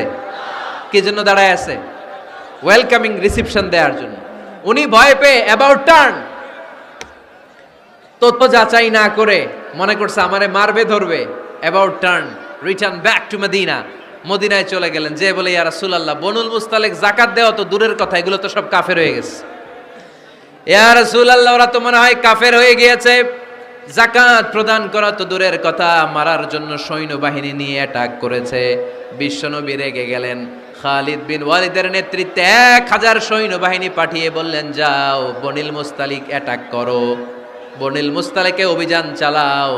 আল্লাহ বললেন, নবী অভিযান পরে চালান। ইন জাআকুম ফাসিকুম বিনাবাইন ফাতাবায়ানু। সুবহানাল্লাহ পড়েন। নবী হে, অভিযান পরে চালান। তথ্য যে নিয়ে আসছে ওয়ালিদ, এটা সত্য কিনা আগে যাচাই করেন। সে যে তথ্য আপনাকে সরবরাহ করেছে, এই তথ্য সঠিক নয়, সে ভুয়া তথ্য দিয়েছে, সে ভুল বুঝেছে, এখানে মিস আন্ডারস্ট্যান্ডিং হয়েছে। আপনি 1000 সৈন্যবাহিনী পাঠাবেন না। আপনার 1000 সৈন্যবাহিনী যে যদি বনুল মুস্তালিককে অ্যাটাক করে, তাহলে এই অ্যাটাকে কোনো ক্ষয়ক্ষতি হলে সবটার দায়ভার আপনার কাঁধেই বর্তাবে। চিল্লায় বলেন ঠিক কিনা? আমার নবীকে শিখানোর মাধ্যমে আল্লাহ তাআলা আমাদেরকে শিখা যাবে না। আগে যাচাই বাছাই করার দরকার আছে না নাই? আছে। আপনার বন্ধু এসে বলল, আরে দোস্ত তুমি এইখানে, ভাবিরে তো দেখলাম বাজারে আরেক লোকের সাথে ঘুরতেছে। আপনি রেগে মেগে আগুন, অফিস থেকে বাসায় যায় বউরে কিল, আইজো মায়ের কাইলো মায়ের, এরকম হতে পারে না? আপনার বন্ধু হয়তো আপনার ওয়াইফের মতো আরেকজন মহিলাকে দেখেছে, এটা হতে পারে কি পারে না? আপনার ওয়াইফকে জিজ্ঞেস করেন নাই, ক্রস চেক করেন নাই, না করে আপনি ঝগড়া মারামারি শুরু করে দিয়েছেন। এই ছোট্ট ঝগড়া থেকে বিচ্ছেদের দিকে, ডিভোর্সের দিকেও যেতে পারে। এরকম আছে না নাই? এরকম অনেক বুড়ি বুড়ি কেস আমাদের কাছে আছে। নিউজ যাচাই না করে গুজব আর রুমর যাচাই না করে সিদ্ধান্ত নিয়েছে, পরে মাথার মধ্যে চাপড়ায়, নিজের কপালে নিজে চাপড়ায়, এরকম আছে না নাই? তাহলে আল্লাহ তাআলার দেয়া 3 নাম্বার গাইডলাইন হচ্ছে কোনো তথ্য শুনেই বিশ্বাস করা যাবে না, আগে যাচাই করতে হবে। আওয়াজ করে বলেন, আগে কি করতে হবে? যাচাই করতে হবে। যাচাই বাছাই ছাড়া আজ থেকে ফেসবুকে আমরা আর কোনো নিউজ শেয়ার দিব? দিবেন? মনে থাকবে? আরে এগুলাই তো জরুরি ওয়াজ। কবরের ওয়াজ তো অনেক শুনছি, জান্নাত জাহান্নামের ভয় আর জান্নাতের নাজ নেয়ামত তো অনেক শুনেছি। সমাজটারে শান্তিপূর্ণ ভারসাম্যপূর্ণ করার দরকার আছে না নাই? খবর শুনে আমরা বিশ্বাস করি, যাচাই না করে আমরা বলে বেড়াই না। যাচাই না করে নিশ্চিত না হয়ে আজ থেকে কোনো নিউজ আমরা ফেসবুকে শেয়ার দিব না। 4 নম্বরে আল্লাহ বললেন, 4 নম্বর গাইডলাইন আল্লাহ দিলেন, ইয়া আইয়ুহাল্লাযীনা আমানু লা ইয়াসখার কওমুম মিন কওম। খবরদার আমার বিশ্বাসী বান্দারা, আমার ইমানদার বান্দারা কেউ কোনোদিন কাউরে ঠাট্টা বিদ্রুপ করে না। সুবহানাল্লাহ পড়েন। মুমিন বান্দা কাউকে ঠাট্টা করতে পারে? বিদ্রুপ করতে পারে না। আমাদের জিহ্বা আছে বলে আমরা যা ইচ্ছা তাই বলতে পারি? কথা বলেন না কেন? আমাদের কান আছে বলে কান দিয়ে আমরা যা মনে চাই তাই শুনতে পারি? যেন কানে শুনি সদা তোমার কালাম, হে খোদা চোখে যেন দেখি শুধু কোরআনের আয়াত। শোনো আমার মুনাজাত, শোনো শোনো ইয়া ইলাহি আমার মুনাজাত, শোনো আমার মুনাজাত। সবাই আওয়াজ করে পড়েন আমিন। লা ইয়াসখার কওমুন মিন কওম। মুমিন বান্দা কখনো অন্য কাউকে ঠাট্টা করবে না। আমার কোনো ভাই মনে কষ্ট পায়, এরকম কোনো ঠাট্টা বিদ্রুপ খোঁচা মেরে পোক মেরে কথা বলা যাবে না। এটা তার চেহারা নিয়ে না, তার পেশা নিয়ে না, তার বংশ নিয়ে না, তার পরিবার নিয়ে না। তার বাবা চুরি করেছে, আমি কি বলতে পারবো তুই চোরের ঘরের চোর? বলে কি বলে না? কেউ একটু মোটা হইলে কয় তুই মোটুর ঘরের মোটু, চোখে কম দেখলে কয় তুই কানার ঘরের কানা। আছে না নাই? না না, স্টপ, থামেন, অনেক হয়েছে, আর না, এগুলো বলা যাবে না। কারো আকৃতি নিয়ে খোটা দেয়া, ঠাট্টা করা, এটা স্বয়ং আল্লাহর সাথে ঠাট্টা করার শামিল, ঠিক কিনা? কারো নাক যদি ছোট হয়, এরে কয় বোচা, তোর নাক বোচা। ফেনীতে আপনারা কি বলেন? হ্যাঁ, তো এই যে যার নাক বোচা হয়েছে ও কি নিজে বানাইছে? যার নাক খাড়া এটা বানাইছে কে? যে কালো বানাইছে কে? সাদা শুভ্র বানাইছে কে? তার মানে কারো আকৃতি নিয়ে যদি আপনি ঠাট্টা করেন, স্বয়ং আল্লাহর সাথে ঠাট্টা করলেন। কারণ কেউ কারো চেহারা বানানোর দায়িত্ব পায় নাই। মাতৃগর্ভে থাকতেই আমাদের চেহারার আকৃতিগুলো দান করেছে কে? হুয়াল্লাযী ইউসাউইরুকুম ফিল আরহামি কাইফা ইয়াশা লা ইলাহা ইল্লা হুয়াল আজিজুল হাকীম। তিনি এমন সত্তা, তোমরা যখন তোমাদের মায়ের পেটের ভেতরে ছোট্ট একটা ভ্রূণ কণা ছিলা, তখনই তোমাদের চেহারার আকৃতি দিয়েছে কে? মায়ের পেটে থাকতেই কে ছেলে হবে, কে মেয়ে হবে, কে সুশ্রী হবে, কে শ্যামলা হবে, কার নাক লম্বা হবে, কারটা খাটো হবে, এগুলো ফিক্স করে রেখেছে কে? এজন্য কখনো কারো চেহারা, কারো আকৃতি নিয়ে ঠাট্টা বিদ্রুপ করা যাবে না। কারণ এই চেহারা আমরা বানাই নাই, বানাইছে কে? প্রত্যেককে যদি আল্লাহ তাআলা প্রত্যেকের নিজের চেহারা ডিজাইন দেওয়ার সুযোগ দিত, তাহলে আমরা আমাদের চেহারা কি এরকম বানাইতাম? কি করতাম? আপনাকে যদি আপনার চেহারা তৈরি করার ডিজাইন আল্লাহ দিত, যে তুমি যেমন মনে চাই নিজের চেহারাটার ডিজাইন দাও, কেমন বানাতেন নিজেকে? কথা বলেন, কয়েকজন বলেন না? হ্যাঁ, সবচাইতে সুন্দর, সবচাইতে সুন্দর করে আমি আমার অবয়বটাকে তৈরি করতাম। কোন নারীকে যদি তার চেহারার ডিজাইন তৈরি করার সুযোগ আল্লাহ দিতেন, সে নারী তাকে বিশ্ব সুন্দরী করে তৈরি করত, ঠিক কিনা? এটা আল্লাহ আমাদেরকে দেয় নাই, এটা আল্লাহ তাআলা নিজ হাতে রেখেছে, নিজে করেছে। তাই কারো আকৃতি নিয়ে ব্যঙ্গ করলে স্বয়ং আল্লাহর সাথে ব্যঙ্গ করার শামিল। চিল্লায় বলেন ঠিক কিনা? সাইয়েদনা ইবনে মাসউদ রাদিয়াল্লাহু তাআলা আনহুর পায়ের নলা ছিল চিকন। হাদিসে এসেছে দাকিকুস সাকাইন, ওনার পা দুইটা ছিল চিকন। খেজুর পাড়ার জন্য ইবনে মাসউদ রাদিয়াল্লাহু তাআলা আনহু যখন খেজুর গাছে উঠলেন, সাহাবারা সাইয়েদনা ইবনে মাসউদের পা দেখে হাসাহাসি শুরু করে দিল। বিশ্বনবী বললেন, খবরদার খবরদার, ইবনে মাসউদের চিকন পা দেখে তোমরা হেসো না। ইবনে মাসউদের চিকন পা দেখে তোমরা হাসো। কিয়ামতের ময়দানে ইবনে মাসউদের এই চিকন পা গুলো যদি মিজানের পাল্লায় রেখে দেওয়া হয়, এই পা দুইটার ওজন উহুদ পাহাড়ের চেয়ে ওজনওয়ালা হয়ে যাবে। এজন্য খবরদার, জিহ্বা আছে বলে যে কোনো কমেন্ট করবেন না। এই আবার কি হইছে দেখি, আওয়াজ কেন? হ্যাঁ, আর কি দেখবেন? এখনই তো বিদায় নেব আমি। চুপ করেন না, এবার থামেন। জিহ্বা আছে বলেই যে কোনো ধরনের মন্তব্য করা যাবে না। আল্লাহর হাবিব সাল্লাল্লাহু আলাইহি ওয়াসাল্লাম বলেছেন, মাইয়াদমান লি মা বাইনা লিহিয়াইহি ওয়া মা বাইনা রিজলাইহি আদমান লাহুল জান্নাহ। ও আমার উম্মতেরা, তোমাদের মধ্য থেকে কেউ যদি আমাকে দুইটা অঙ্গের গ্যারান্টি দেয়, কয়টা অঙ্গের? সবাই বলতে হবে, কয়টা? আমার কোন উম্মত যদি আমাকে দুইটা অঙ্গের গ্যারান্টি দেয় যে তারা এই দুই অঙ্গের পাপ করবে না, আমি তাদেরকে জান্নাতের গ্যারান্টি দেই।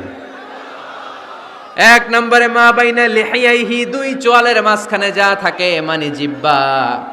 আমার কোন উম্মত যদি আমারে গ্যারান্টি দেয় জিহ্বা দিয়ে কোনো মিথ্যা বলবে না, কাউরে বাজে কথা বলবে না, ঠাট্টা বিদ্রূপ করবে না, জিহ্বা দিয়ে যে এই পাপ কাজগুলো হয় এগুলো করবে না, আর দুই রানের মাঝখানে যে অংশ আছে লজ্জাস্থান, এই দুইটা অঙ্গের গ্যারান্টি যদি আমার কোন উম্মত আমারে দেয়, আমি আমার ওই উম্মতকে জান্নাতের গ্যারান্টি দিয়ে দেব। খবরদার ফেনীবাসী, খবরদার। মন চাইলেই যা মনে চাই মুখ দিয়ে বলা যাবে। আমার রাসূল সাল্লাল্লাহু আলাইহি ইসলামের 11 জন স্ত্রী, এর মধ্যে একজন স্ত্রী ছিলেন একটু স্থূল আকৃতির, মানে মোটা। কি ছিলেন জানেন? ওই স্ত্রীর নাম কি? সফিয়া। কি নাম? সফিয়া বিনতে হুয়াই ইবনে আখতাব। উনি আল্লাহর হাবিব সাল্লাল্লাহু আলাইহি ইসলামের সব স্ত্রীদের মধ্য থেকে একটু স্থূলকার ছিলেন, একটু ফেটি ছিলেন, মোটা ছিলেন। আম্মা জান আয়েশা একবার ওনার প্রতি রেগে আল্লাহ রাসূল সাল্লাল্লাহু আলাইহি ইসলামের কাছে বিচার দিলেন যে আপনার মুটকি বউ। আল্লাহর হাবিব সাল্লাল্লাহু আলাইহি ইসলাম এই কথা শুনে রেগে গেলেন। আয়েশা, এটা তুমি কি বললা? তুমি সফিয়ারে মুটি বলে গালি দিলা। লাকাদ কুলতিলা কালিমাতান লাউ মুজিজাতহু লা মাসাজাতিল বাহর। আয়েশা, তুমি এমন একটা কথা সফিয়ার শানে বলেছো, এই কথাটাকে যদি সাগরের মধ্যে ঢেলে দেওয়া হয়, এই কথাটার তিক্ততা আর পঙ্কিলতা পুরো সাগরের নীল পানিকে মুহূর্তে কালো করে দিবে।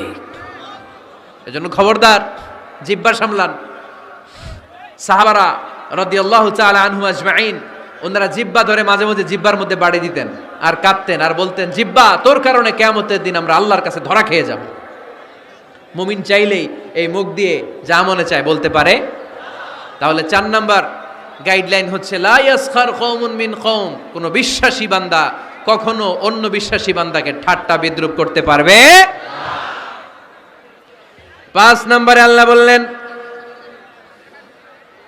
ওয়ালা তালমিজু আনফুসাকুম, খবরদার অন্যের দোষ খুঁজবা না। ও আমার বিশ্বাসী বান্দারা, নিজের দোষ খোঁজো, অন্যের দোষ খোঁজো না। দেখেন, সমাজটারে শান্তিপূর্ণ বানানোর জন্য আল্লাহর পক্ষ থেকে কি সুন্দর মোরাল এন্ড এথিক্যাল ইনস্ট্রাকশনস, কি চমৎকার গাইডলাইন। অন্যকে ঠাট্টা করো না। ওয়ালা তালমিজু আনফুসাকুম, নেভার ডিফেম ইচ আদার, একে অপরের দোষ খোঁজো না, নিজের দোষ খোঁজো। কার দোষ খুঁজবেন? আরো জোরে বলতে হবে, কার দোষ খুঁজবেন? অন্যের দোষ খোঁজা যাবে? কিছু লোক আছে দেখবেন সারা দিন চায়ের দোকানে বসে, এই বাড়িতে এই সমস্যা, ওই বাড়িতে এই সমস্যা, ওই বাড়িতে এই সমস্যা, তোর বাড়িতে কি সমস্যা? কিছু লোক আছে এই হুজুরের এইটা খারাপ, এই হুজুরের ওইটা ভালো না, এইটা খারাপ, এইটা সমস্যা, এটা সমস্যা, তোর কি সমস্যা? তোর সমস্যা তুই খুঁজে বের কর, নিজের সমস্যা খুঁজে বের কর। যে নিজে নিজের সমালোচনা করতে পারে সেই সর্বাপেক্ষা বুদ্ধিমান। এজন্য খবরদার আমার কলিজার টুকরা যুবক ভাইয়েরা, কখনো কাউকে ব্যঙ্গ করে, বিদ্রূপ করে, ছোট করে কোনো মন্তব্য করা যাবে না।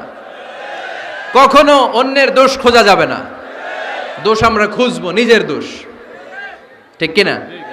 দোষ আমরা খুঁজবো, কার দোষ? চিল্লায় বলতে হবে, কার দোষ? নিজের দোষ খুঁজতে হবে।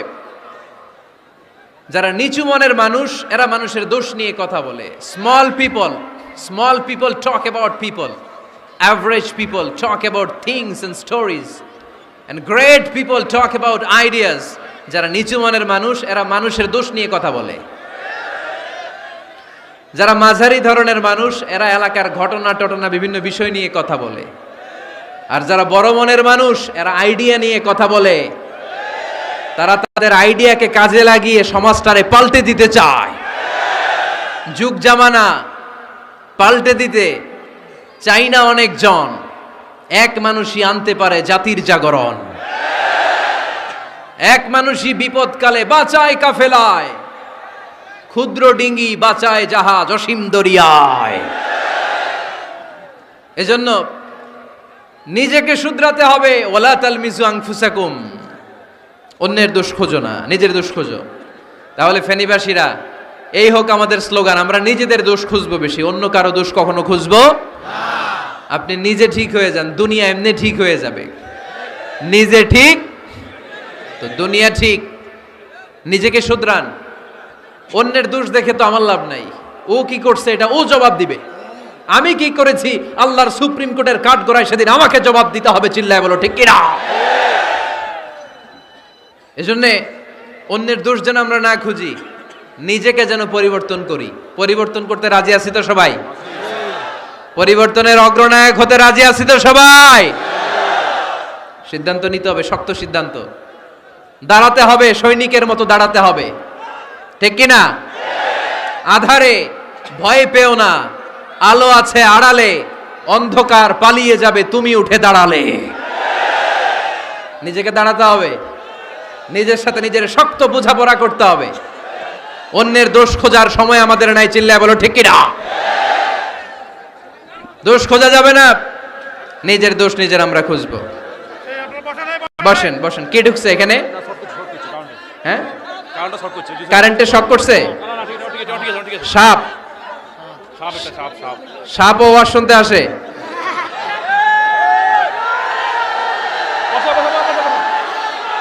মাশাআল্লাহ। এইখানে এখানে শ্রোতা হিসেবে আছে বীর মুজাহিদ, মেরে ফেলছে এটারে। ঠিক আছে ঠিক আছে ঠিক আছে, বসেন।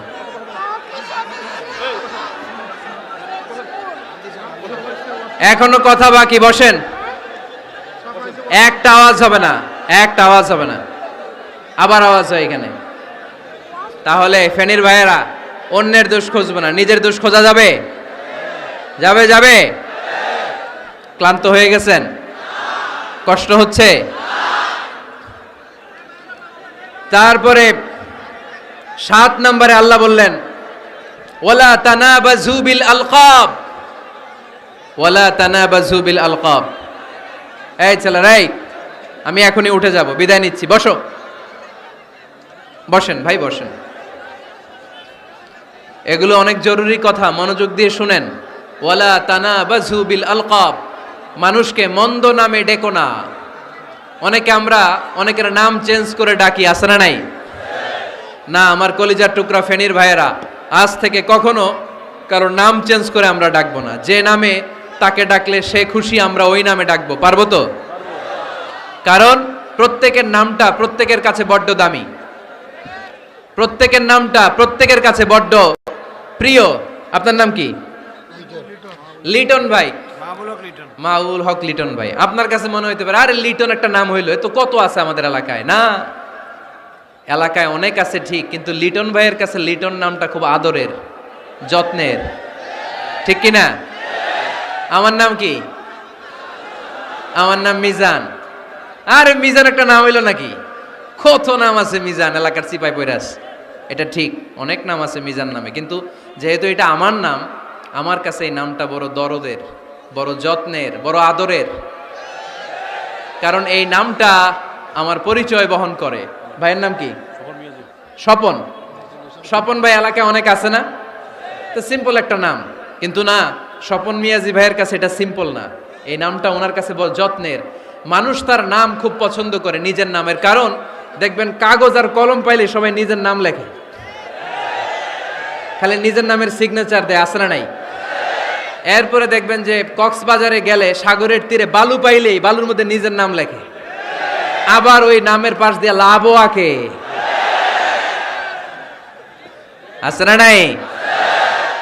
আমি অনেক দেখেছি, সাগর পারে গেলেই মানুষের মন উথাল পাতাল করে, তো সাগরের বালিতে নিজের নামটা বড় করে লেখে চারদিক দিয়ে লাভ, মানে এই নামটারে আমি লাভ করি। এটা প্রমাণ করে প্রত্যেকে নিজের নামটারে বড্ড বেশি ভালোবাসে, ঠিক কিনা? এজন্য ফেনীর সোনার টুকরারা, খবরদার বন্ধুরা, নিজেরা যেন একে অপরকে এমন নামে না ডাকি যে নাম শুনলে সে কষ্ট পায়। আজ থেকে কোনো বাজে নামে কাউরে ডাকা যাবে? আব্বা আম্মা আদর করে কত সুন্দর নাম রেখেছে আবু বকর, ওরে সবাই ডাকে বকইরা, কপাল পোড়া। আব্বা আম্মা নাম রেখেছে আবু ওয়াক্কাস, ওরে ডাকে আক্কাইচা। কত সুন্দর নাম আমার আল্লাহর নামের সাথে মিলিয়ে আব্দুল কুদ্দুস নাম রেখেছে, ওরে ডাকে কুদ্দুচ্চা, আছে না নাই? কবিরা গুনাহ করেছেন আপনি, কবিরা গুনাহ। It's not a simple deal, এটা সাধারণ কোনো ব্যাপার না, এগুলো সবগুলা কবিরা গুনাহ। কোনোদিন কাউকে ঠাট্টা বিদ্রুপ করে কিছু বলবো না, কখনো অন্যের দোষ খুঁজবো না, কারো নাম বিকৃত করে কোনোদিন কারো মনে কষ্ট দিব না, ঠিক কি না? এরপর 8 নম্বরে আল্লাহ বললেন, ইয়া আইয়ুহাল্লাযীনা আমানু ইজতানিবু কাসীরাম মিনায-যন্নি ইন্না বা'দায-যন্নি ইসম।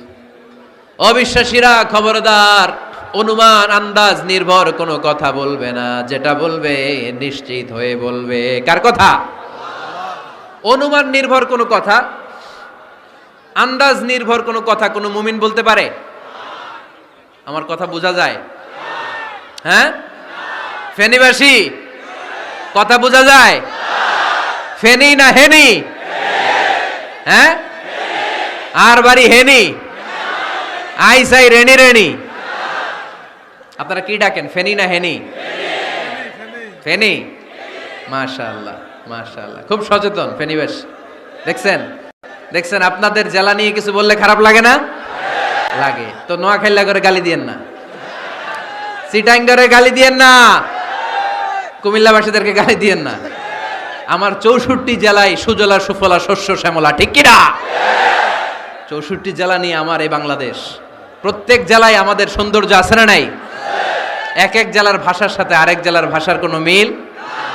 সিলেটে ছিল আমার গতকাল মাহফিল, তা আমি জিজ্ঞেস করছি, ভাই সাহেব খিতা খররা, আপনারা বালা আসুননি? তো মহা খুশি, কারণ ওদের ভাষায় কথা বলেছি, ওরা ওদের ভাষাটারে বড্ড ভালোবাসে। আমরা প্রত্যেকে আমাদের প্রত্যেকের জেলাটারে বড্ড পছন্দ করি, ঠিক কিনা? ইজতানিবু কাসীরাম মিনায-যন, আন্দাজ অনুমান নির্ভর কথা মুমিন কখনো বলতে পারে? এজন্য আল্লাহর হাবিব বললেন, ইয়াকুম ওয়ায-যন ফাইন্নায-যন্না কাযাবুল হাদিস। খবরদার, তোমাদের উচিত আন্দাজ অনুমান নির্ভর কথা থেকে বেঁচে থাকা, কেননা অনুমান করে কথা বললে পাপ হয়। অনুমান করে কথা বললে কি হয়? আজকে থেকে আমার ফেনীর সোনার টুকরারা, অনুমান করে আন্দাজে কোনো কথা বলবো আমরা? বলবো না। ধারণা করে কিছু বলবো না, আর ধারণা করলেও ভালো ধারণা করব। কি ধারণা?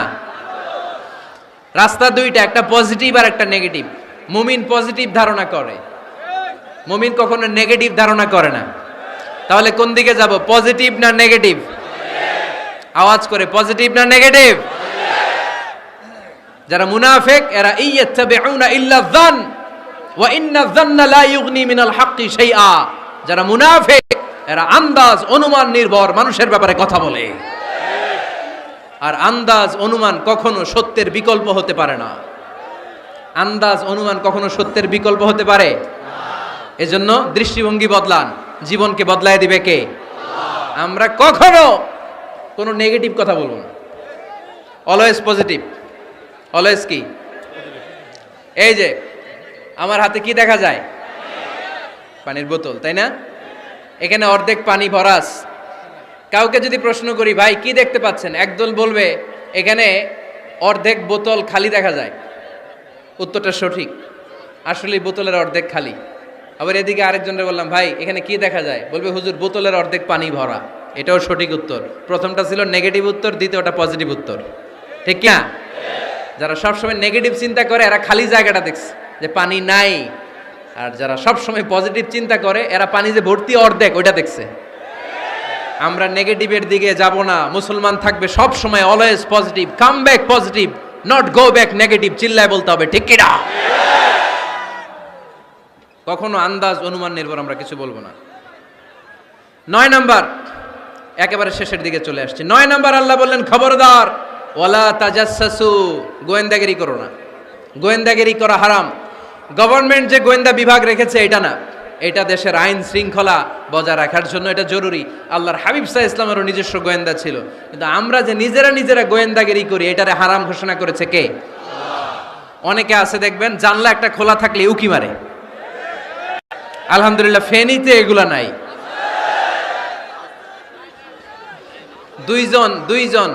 দুইজন ওদিকে কি যেন বলতেছে, উনি আড়ি পেতে কথা শুনে, আছে না নাই? ছিদ্র একটা থাকলে উকি মারে, আছে না নাই? খবরদার, ওয়ালা তাজাসসু, গোয়েন্দাগিরি করো না। কখনো কোনোদিন কারো পারমিশন ছাড়া মোবাইলের গ্যালারি চেক করবেন না। কখনো কারো পারমিশন ছাড়া তার ফেসবুকের মেসেঞ্জারে কে কার সাথে চ্যাটিং করেছে এটা করা যাবে না। কখনো কারো পারমিশন ছাড়া তার মেইলের ইনবক্স খুলে দেখা যাবে না। কখনো কারো পারমিশন ছাড়া কারো ব্যক্তিগত চিঠি পড়া যাবে না। দিস ইজ ইসলাম, এটাই ইসলাম। আমরা ইসলামরে শুধু নামাজ আর রোজা আর জিকির আর এই দাড়ির মধ্যে সীমাবদ্ধ করেছি। প্রত্যেকের একটা প্রাইভেসি আছে না নাই? Everyone has privacy and no one should interfere in his privacy or in her privacy. প্রত্যেকের একটা প্রাইভেসি আছে না নাই? মানুষ ছোট হলেও তার একটা সম্মান আছে না নাই? এজন্য ছোট্ট বাচ্চাদেরকে কখনো প্যান্ট খুলতে বলবেন না। অনেকে বলে, আরে ছোট মানুষ, খোল, আরে তুই খোল, এই খোল তো, আছে না নাই? ওরও প্রেস্টিজ আছে, ওরও সম্মান আছে। খবরদার, everyone has a personal space and no one should interfere someone's personal space. কারো পার্সোনাল স্পেসে যেন আমরা নাক না গলাই। অনেকের বদ স্বভাব ফ্যামিলি ম্যাটার নিয়ে, প্রাইভেট ম্যাটার নিয়ে কথা বলে। ভাই কি চাকরি করেন? সরকারি না বেসরকারি? সরকারি। বেতন কত? ওনার বেতন কত? এটা দিয়ে আপনার কি লাভ? ঠিক কি না? মানুষ একটা দেখলে, ভাই বয়স কত, ভাই বেতন কত? ফার্স্ট ইমপ্রেশনে, ফার্স্ট যখন আপনি কারোর সাথে দেখা করবেন, বেতন কত, বয়স কত, এগুলো জিজ্ঞেস করা যাবে? কেউ যখন কারো ঘনিষ্ঠ হয়, বন্ধুতে রূপান্তরিত হয়, তখন এই কথাগুলো। কিন্তু শুরুতেই প্রাইভেট ম্যাটার নিয়ে, পার্সোনাল ম্যাটার নিয়ে খোঁচাখুচি করা যাবে না। ওয়ালা তাজাসসু, গোয়েন্দাগিরি করো না। গোয়েন্দাগিরি করাকে হারাম ঘোষণা করেছে কে? শেষ কথা বলি, 10 নম্বরে আল্লাহ বললেন, 10 নম্বরে রব্বুল আলামিন বললেন, ওয়ালা ইয়াগতাব বা'দুকুম বা'দা আইয়ুহিব্বু আহাদুকুম আন ইয়াকুলা লাহমা আখিহি মাইতান ফাকারিহতুম। খবরদার, কেউ কারো গীবত করো না। কি করো না? গীবত করো না। এই উঠতেছে কে? বসেন, এখনই কথা শেষ হবে, একসাথে উঠবে, বসেন। আমার দিকে তাকান, আওয়াজ বন্ধ করুন। একে অপরের গীবত করো না। ব্যাকবাইটিং, চুগলখড়ি, আলহামদুলিল্লাহ ফেনীতে এগুলা নাই। চায়ের দোকানে বসে এর কথা ওর কানে, ওর কথা ওর কানে বইলা সমাজ একটা গিরিঙ্গি লাগায়, আছে না নাই? আল্লাহর হাবিব বললেন, আতাদরুনা মাল গীবা, গীবত কারে বলে জানো নাকি? সাহাবীরা বললেন, আল্লাহু ওয়া রাসূলুহু আ'লামু, আল্লাহ আল্লাহর রাসূল ভালো জানেন। বিশ্বনবী বললেন, যিকরুকা আখাকা বিমা ইয়াকরাহু, তোমার কোনো ভাইয়ের অনুপস্থিতিতে তার ব্যাপারে এমন কোনো কথা বলা যেই কথা শুনলে সে মনে কষ্ট পাবে। গীবত কারে বলে বুঝছেন? আপনার ভাইয়ের অনুপস্থিতিতে আপনার ভাইয়ের ব্যাপারে এমন কোনো কথা বললেন যেটা শুনলে সে মনে কষ্ট পাবে। এক সাহাবী বললেন, আফারাইতা ইন কানা ফি আখি মা আকুল, নবী আমি আমার ভাইয়ের ব্যাপারে যেটা বলছি এটা যদি সত্যিই হয়, তার মধ্যে যদি আসলেই এই সমস্যা থাকে, তাইলে? আল্লাহর হাবিব বললেন, আরে তাইলেই তো গীবত। আর যদি তোমার ভাইয়ের মধ্যে এই দোষ না থাকে বানায় বলো, তাহলে এটা গীবত না, গীবতের চেয়ে ভয়ঙ্কর। ফাকাত বাহাত্তাহু, এটার নাম বহতান আর মিথ্যা অপবাদ। চিল্লায় বলেন ঠিক কিনা? কোন মুমিন গীবত করতে পারে? গীবত করার মৃত ভাইয়ের পচা গোশত খাওয়ার সমান। কোন মুমিন কখনো গীবত করতে পারে? এখন হালাল পন্থায় গীবত চলে আমাদের দেশে। কিভাবে জানেন? কথা শুরু করে এইভাবে, কথা বললে তো গীবত হয়ে যায়, বললে তো গীবত হয়ে যায়, তারপরেও বলি একটু, আছে না নাই? হালাল পন্থায় গীবত কি কমু ভাইজান, বললে তো গীবত হয়ে যায়। হালাল করতেছে এটা, হালাল হালাল হালাল না, বললে যদি গীবত হয়ে যায় তো বলবেন কেন? থামেন। কোন মুমিন কখনো গীবত করতে পারে? মেরাজের রাতে আল্লাহর হাবিব সাল্লাল্লাহু আলাইহি ওয়াসাল্লাম দেখলেন কিছু লোক লাহুম আযফারুন মিন নুহাস, তামার আগুন দিয়ে নখ বানানো, নখর ধারালো, ইয়াখদাশুনা বিহি উজুহাহুম ওয়া সুদুরাহুম, তারা তাদের নখ দিয়ে জাহান্নামে নিজের গালের গোশতগুলো, বুকের গোশতগুলো ছিঁড়ে ছিঁড়ে খাচ্ছে, আর তাদের ব্যথা যন্ত্রণা দেখে পুরো জাহান্নামের অন্য লোকরা থারথার করে কাঁপছে। আল্লাহর হাবিব বললেন, ইয়া জিবরিল মানহুম মান হাউলা, এরা কারা? সাইয়েদনা জিবরিল বললেন, হুম আহলুল গীবাতি মিন উম্মাতিক, এরা আপনার উম্মতের মধ্যে চায়ের দোকানে বসে বসে যারা গীবত করেছিল তারা। এজন্য কোন মুমিন গীবত করতে পারবে না। অন্যের গীবত আমরা করব না, দোষ খুঁজলে নিজের দোষ খুঁজবো। এই 10টা গাইডলাইন এই ফেনী জেলায় যদি কালকে থেকে ইমপ্লিমেন্ট হয়, আপনাদের কি মনে হয় ফেনীর কোনো এলাকাতে, কোনো থানাতে মারামারি, বিশৃঙ্খলা এগুলো থাকবে? থাকবে? সব শেষে আল্লাহ তাআলা আমাদেরকে ঐক্যবদ্ধ হওয়ার কথা বললেন। আল্লাহ 5 বার বিশ্বাসীদেরকে ডাক দিলেন, 6ষ্ঠবারে আল্লাহ দুনিয়ার সবাইরে ডাক দিলেন, আস্তিক নাস্তিক হিন্দু বৌদ্ধ এদেরকে ডেকে আল্লাহ শেষ করলেন। শেষ কথা শুনতে মনে চায়? এতক্ষণ আল্লাহ বলছে ইয়া আইয়ুহাল্লাযীনা আমানু, এর মানে কি? ওহে ঈমানদারগণ। এবার আল্লাহ ডাক দিছে ইয়া আইয়ুহান নাস। এবার আল্লাহ কি বলে ডাক দিছে? আওয়াজ করে বলতে হবে, কি বলে? এবার আল্লাহ বললেন, ইয়া আইয়ুহান নাস ইন্না খালাকনাকুম মিন যাকারিন ওয়া উনসা ওয়া জাআলনাকুম শুউবান ওয়া ক্বাবাইলা লিতাআরাফু ইন্না আকরামাকুম ইনদাল্লাহি আতকাকুম। পড়েন সুবহানাল্লাহ।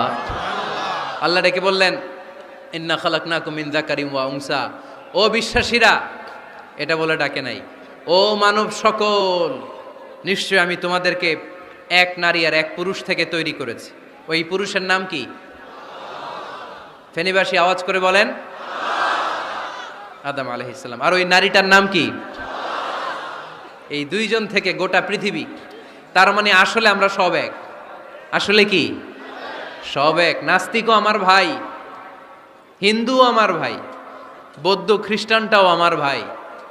ভ্রাতৃত্ব 3 ধরনের। একটা হচ্ছে মায়ের পেটের ভাই, এটাকে আরবিতে বলে আল উখুয়া আন নাসাবিয়্যা, মায়ের পেটের ভাই, উনি আমার মায়ের পেটের ভাই। আরেকটা আছে আল উখুয়া দ্বীনিয়া, দ্বীনি ভাই। এই যে আমরা সবাই এখানে একে অপরের কি ভাই? দ্বীনি ভাই। 3 নম্বরে হচ্ছে আল উখুয়া আল ইনসানিয়া, মানবতার দিক থেকে ভাই। সে দৃষ্টিকোণ থেকে হিন্দু আমার ভাই, বৌদ্ধ আমার ভাই, কারণ সেও মানুষ আমিও মানুষ। আমাদের সবার বাবার নাম কি? কথা কয় না? আদম আলাইহিস সালাম। সবার মায়ের নাম কি? দেখছেন, আমরা সবাই এক, সবাই এক। বিভেদের প্রাচীর আর বৃত্ত আমরা বানিয়েছি। ইসলাম ধর্ম, বর্ণ, জাতীয়তাবাদ এগুলোর বাইরে যে এক বিশাল ব্রড মাইন্ডেড রিলিজিয়ন, যেখানে আলাদা আলাদা বৃত্ত টানে নাই। আমরা ধর্ম, বর্ণ, ভাষা, জাতীয়তা এগুলোকে সামনে এনে আলাদা আলাদা পরিচয়ের বৃত্ত বানিয়েছি। আমরা বানিয়েছি শ্বেতাঙ্গ আর কৃষ্ণাঙ্গের পার্থক্য। আমরা করেছি আরব অনারবের বিভাজন। আমরা করেছি ব্রাহ্মণ আর শূদ্রের জাত প্রথা। ইসলামে কোনো জাত প্রথা নাই, শ্বেতাঙ্গ কৃষ্ণাঙ্গের পার্থক্য নাই, প্রেসিডেন্ট কুলিওয়ালা ঠেলাওয়ালার কোনো পার্থক্য আল্লাহর সামনে নাই। চিল্লায় বলো ঠিক কিনা? যার প্রমাণ, প্রেসিডেন্ট যখন নামাজে দাঁড়ায় তার পাশে রিকশাওয়ালাও নামাজে দাঁড়ায়। তার পাশে শিক্ষকও নামাজে দাঁড়ায়, তার পাশে ব্যবসায়ী ভাই নামাজে দাঁড়ায়, তার পাশে ছোট্ট ছেলেটাও নামাজে দাঁড়ায়। আল্লাহর সামনে গোটা সব বিশ্বের মানুষগুলোরে এক কাতারে দাঁড় করিয়ে দিয়েছে কে? কোনো পার্থক্য নাই। এই পার্থক্য বিভেদের প্রাচীর আমরা ভেঙেছি, এই বিভেদের প্রাচীরকে ভেঙে গুড়িয়ে দিতে হবে। আমরা মানুষকে মানুষ হিসেবে কনসিডার করি না, দেখলেই বলি কোন দল করেন, দেখলেই বলি কোন পীরের মুরিদ, দেখলেই বলি কোন দল করেন। না না, সবার আগে পরিচয় হচ্ছে আমরা সবাই মানুষ। বাবার নাম আদম, মায়ের নাম হাওয়া। আর আমাদের মধ্যে সবচেয়ে বড় পরিচয় হচ্ছে আমরা মুসলিম। এখানে আমি মুসলিম ছাড়া আর কাউকে দেখতে পাচ্ছি না, সব মুসলিম। আমার কাছে পীরের মুরিদ নাই, তাবলিগের ভাই নাই, জামাত ইসলাম নাই, শাসনতন্ত্র নাই, ঐক্যজোট নাই, বিএনপি নাই, আওয়ামী লীগ নাই, কিচ্ছু নাই। আমি বুঝি মুসলমান। আমরা একে অপরের মুসলমান বলে কনসিডার করতে চাই না তো, খালি পিস পিস করি, টুকরা টুকরা করে দেশটারে শেষ করে দিলাম। আমাদের প্রভু কয়জন? নবী কয়জন? কোরআন কয়টা? কিন্তু আমাদের মধ্যে বিভাজন। আমরা কি বিভাজন চাই নাকি ঐক্য চাই? আমাদের প্রভু এক, এক নবীর উম্মত, জীবন বিধানে কই শিবানী কোরআন। তবে কেন এক নও হে মুসলমান, এক হও করিয়া আহ্বান। পড়েন আমিন। বাইতুল্লাহ এক, মদিনা শরীফ এক, উহুদ পাহাড় এক, বদরের মাঠ এক। ঠিক কি না? একটা তো জীবন আর মরণ যে একটাই, একের সাথে মিলে মিশে একটাই প্রাণ। তবে কেন এক নও হে